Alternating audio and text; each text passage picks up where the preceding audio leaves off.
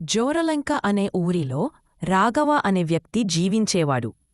చిన్నతనం నుంచి తల్లి అత్యంత గారాబం అతనికి పని చెయ్యడమనే అలవాటు రాకుండా పోయింది. అన్నివేళలా బంధుమిత్రులమీద ఆధారపడుతూ, కొన్నిసార్లు కొంతమంది మానవత్వం కలిగిన దుకాణదారులు ఇచ్చే చిన్న చిన్న పనులు చేసుకుంటూ బ్రతికేవాడు. కాలక్రమంలో ఊరి పెద్దలు అతనికి ఒక పెళ్లి కుదిర్చారు. ఆమె పేరు పవిత్ర. గర్వం పోగారు స్వభావం, చిన్న చిన్న విషయాల్లో కూడా కూప్పడేది. తక్కువ సౌకర్యాలు, దుర్భర జీవనం, చిన్న విషయాలకే గొడవల మొదలయ్యాయి. పవిత్రకి ఈ కష్టాల్ని తట్టుకోలేకపోయింది. రాఘవ మాత్రం ఏమీ చెయ్యలేని స్థితిలో మౌనంగా ఉండిపోయేవాడు. ఇంతట్లో పవిత్ర గర్భవతిగా మారింది. ఇంటి బహారం మరింత పెరిగింది. పని చెయ్యలేని రాఘవ వల్ల కుటుంబంలో వెలుగు అంతకంతకూ తగ్గిపోయింది. 9 నెలల తరువాత వారు ఓ కుమారుడికి జన్మనిచ్చారు.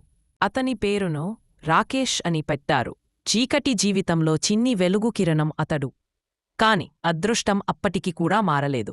రాఘవ ఆరోగ్యం ఒక్కసారిగా క్షీణించి రాకేష్ 4 నెలలప్పుడే తండ్రి రాఘవ మరణించాడు. ఇక పవిత్ర ఒంటరిగా చిన్న బిడ్డతో ప్రపంచంలో పోరాడే పరిస్థితిలోకి వచ్చింది.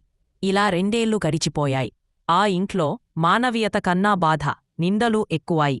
రాకేష్ ఏడుపుల మధ్య పెరిగాడు. అతని నవ్వు ఎప్పుడూ వినబడలేదు. కేవలం అఘోరమైన కేకలు మాత్రమే వినిపించేవి. ఒక సాయంత్రం తీవ్రమైన గోడావల వేళ పవిత్ర సహనం కోల్పోయింది. నిన్ను చంపేస్తా రాకేష్ అంటూ పవిత్ర ఇన్నా కర్రను తీసుకుంది. రాకేష్ భయపడిపోయి చేసేది ఈమీలేక అమాయకంగా చూస్తూ నించున్నాడు. కొద్దిసేపటి తర్వాత పెద్ద కర్రను చేతిలోకి తీసుకొని తల్లికి ఇస్తూ, ఆ కర్రతో నన్ను చంపమని అమ్మతో అంటాడు రాకేష్. కాని పవిత్రగా కర్రను రాకేష్ చేతిలోనుంచి తీసుకొని కింద పడేస్తుంది. ఆ క్షణంలో ఆమె కోపం కంటకన్నీరుగా మారింది. మానసికంగా కుంగిపోయి నేలపై కూర్చుంది.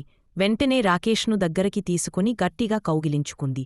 ఆ క్షణం పవిత్ర జీవితాన్నే మార్చేసింది. ఆ రోజునుంచి పవిత్ర తానే తల్లి, తానే తండ్రిగా రాకేష్కు మమకారంతో జీవించేందుకు ప్రతిజ్ఞ చేసుకుంది.